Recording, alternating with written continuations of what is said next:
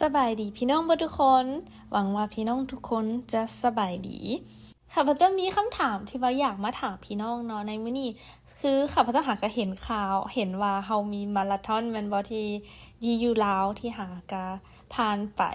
หรือว่าอาจจะเป็นบางคนอาจจะบ่ได้แล่นมาราธอนแต่ว่าอาจจะได้มีการแล่นในชีวิตประจำวันแล้วข้าพเจ้ามีคำถามที่อยากถามพี่น้องว่าในตอนที่เฮาแล่นแล้วเฮารู้สึกว่าขาเฮานี่เริ่มชาละไปบ่ได้ละ หายใจก็หายใจยากละหัวใจก็เต้นบักแฮงๆแล้วตอนนั้นรู้สึกพี่น้องรู้สึกว่าอยากยอมแพ้ละแล้วแม่นหยังพี่น้องที่ยังเป็นแฮงผลักดันเลยว่า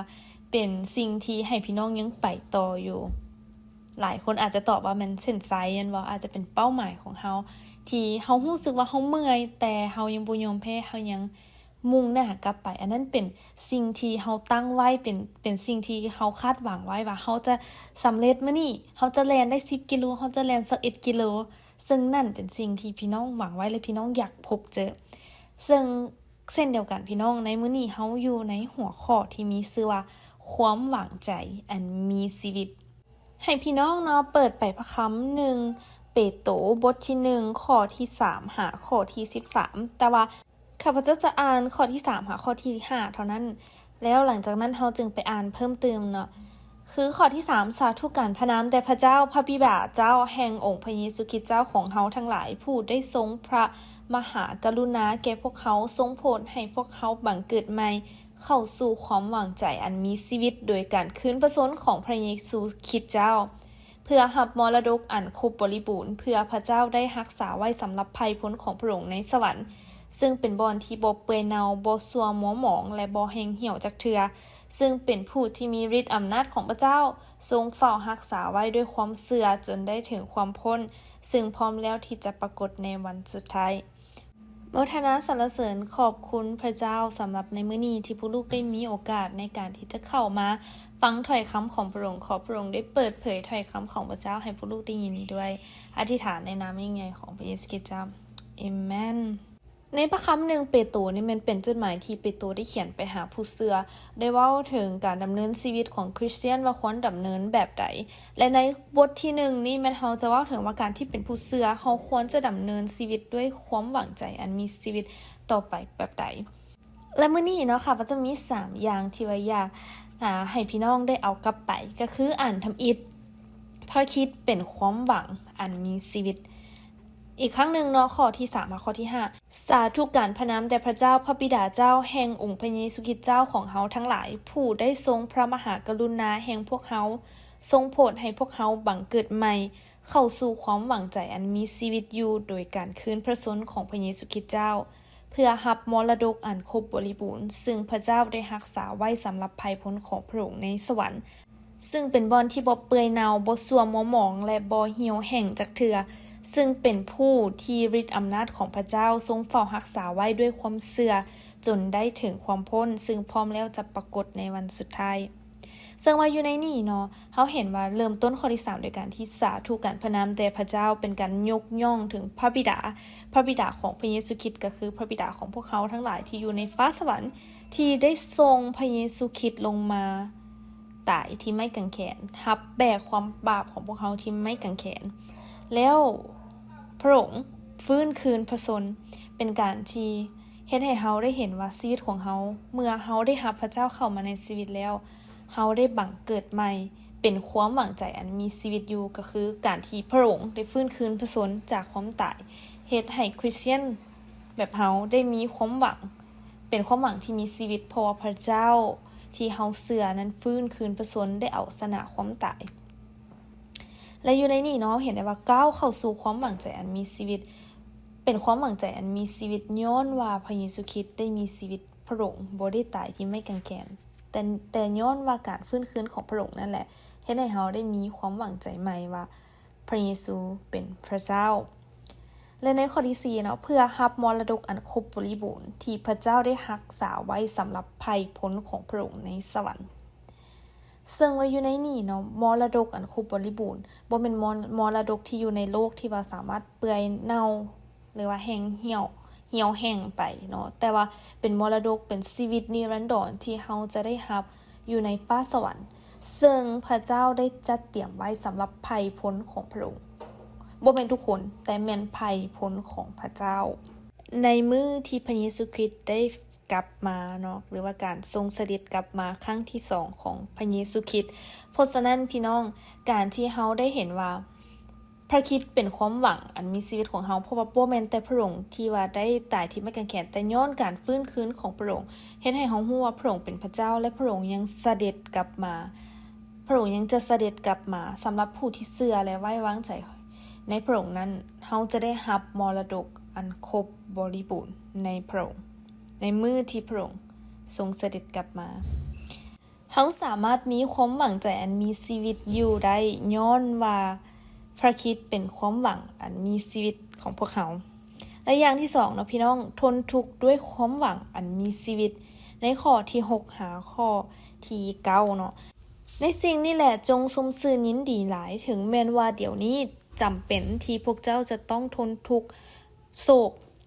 ด้วยการถูกทดลองต่างๆในระยะเวลาหนึ่งถึงแม้นว่าคำก็ยังถูกร้องด้วยเบิ่งด้วยไฟแต่ความเชื่อที่ถูกร้องก็ประเสริฐกว่าคำที่ย่อมสูญหายไปดังนั้นการทดลองต่างๆเกิดขึ้นเพื่อให้ความเชื่อที่ร้องแล้วนั่นปรากฏว่าควรได้รับคำสรรเสริญสง่าราศีและเกียรติยศในเวลาที่พระเยซูคริสต์เจ้าจะเสด็จมาปรากฏ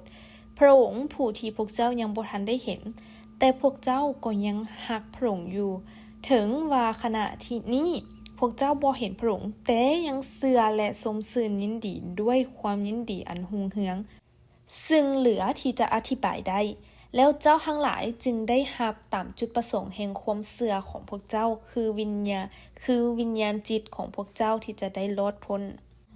เปโตรเนาะได้ย้ำเตือนพี่น้องผู้เชื่อทุกคนว่าถึงแม้ว่าตอนนี้เนาะเฮาอาจจะต้องได้มีการทนทุกข์โศกแต่นั่นเฮ็ดให้ความเชื่อของเฮามีความเข้มแข็งคืออยู่ในข้อที่6แล้วได้บอกว่าเนาะจงสมซื่อยินดีหลายถึงแม้ว่าเดี๋ยวนี้ที่เฮาจะต้องได้ทนทุกข์โศกด้วยการทดลองระยะเวลาใดหนึ่งพี่น้องอยู่ในนี้เปโตรได้เขียนไว้ว่าในระยะเวลาใดหนึ่งบ่แม่นตลอดไปแต่ระยะเวลาใดหนึ่งถึงแม้ว่าคำก็ยังถูกลองด้วยไฟพี่น้องก่อนที่จะเป็นคำที่เฮาใส่อยู่ต้องได้มีการเผาไหม้ต้องได้มีหลายอย่างเนาะหลายขั้นตอนแต่เฮ็ดให้นั่น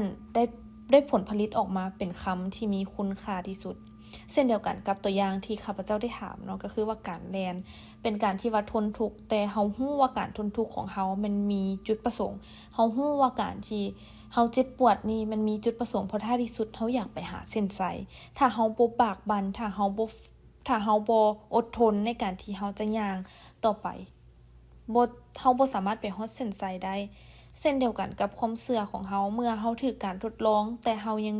ยึดมั่นอดทนในความเชื่อของเฮาฮู้ว่าเฮาจะได้รับผลนั่นก็คือความรอดพ้นของพวกเฮาฝ่ายจิตวิญญาณซึ่งว่าอยู่ในนั้นเนาะอาจารย์เปโตรได้บอกว่าถึงว่าพี่น้องยังบ่เห็นพระคริสต์บ่ได้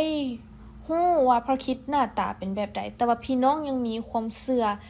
ในการที่จะมีความสมซื่นยินดีถึงแม้นว่าเฮาบ่เห็นพระองค์แต่สาเหตุที่พี่น้องทนทุกข์ย้อนว่าเฮาฮู้ว่าเฮามีความหวังอันมีชีวิตและพี่น้องในมื้อนี้มีการทดลองความเชื่ออันใดหรือมีสิ่งใดที่พี่น้องกำลังพบเจออยู่พี่น้องมีความหวังใจอันมีชีวิตบ่ว่าการทดลองนี้เป็นเพียงชั่วคราวทดลองอยู่ในโลกนี้ที่พี่น้องพบเจอมันเพียงชั่วคราวเท่านั้นพี่น้องแต่เฮาฮู้ว่าเมื่อเฮาอดทนบากบั่นเฮาจะไปถึงเส้นชัยและเฮาฮู้ว่าความหวังที่เฮามีณตอนนี้ต่อกับปัญหาที่เฮาพบเจอต่อกับการทดลองที่เฮาพบเจอนั่นก็คือเป็นความหวังที่มีชีวิตเพราะเฮาฮู้ว่าพระเจ้าผู้ที่เฮาเชื่อมีชีวิตและอันสุดท้ายนะพี่น้องดำเนินชีวิตด้วยความหวังอันมีชีวิตในข้อที่13ด้วยเหตุนั้นจงเตรียมใจให้พร้อมจงมีสติระวังตัวและจงตั้งความหวังให้เต็มบริบูรณ์ในพระคุณที่จะโปรดประทานให้พวกเจ้าเพื่อพระเยซูเจ้าจะเสด็จมาปรากฏเฮาบ่เพียงแต่ฮู้ว่าพระคริสต์เป็นความหวังอันมีชีวิตของเฮาและเฮาทนทุกข์ด้วยความหวังของพวกเฮาแต่ละมื้อเฮาต้องดำเนินชีวิตของพวกเฮาด้วยความหวังอันมีชีวิตซึ่งวันนี้ข้อที่13บอกว่าจงเตรียมใจให้พร้อมมีสติระวังตัวพี่น้องเป็น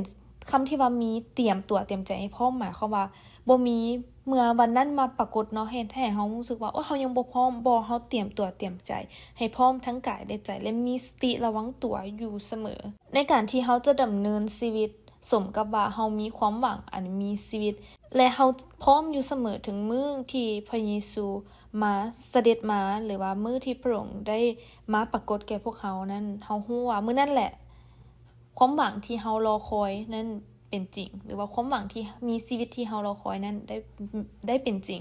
แต่ในขณะที่เฮารอคอยการเสด็จมาของพระองค์นั้น